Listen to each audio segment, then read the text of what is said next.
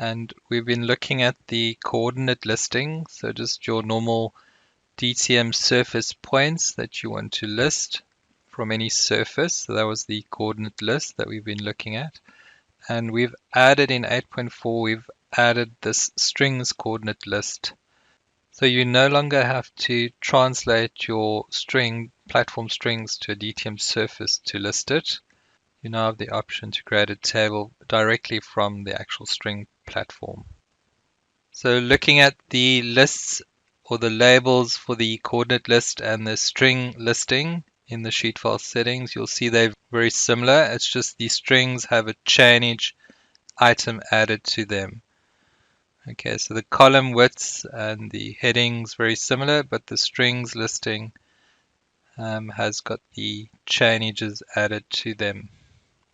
So remember, the strings chainage is from the origin point as it was defined your terrain string. Okay, so I'm just going to run a plot. I could plot a strings table for this multiple platforms project, but I'll use a slightly simpler one just as an example.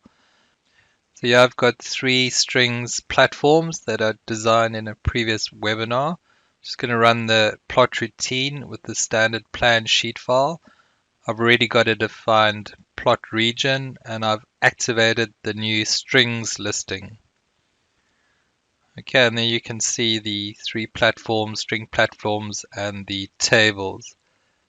So there we have our string platform point names, the coordinates, as well as the chainages for all 3 of those string platforms.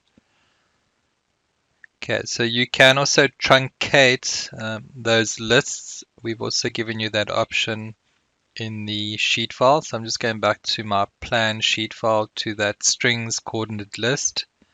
I'm just selecting one of the items that shortcut to get into the sheet file settings, and we're looking at the strings listing.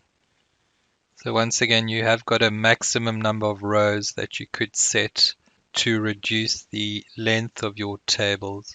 And we have introduced the maximum number of rows in most of the standard plan tables.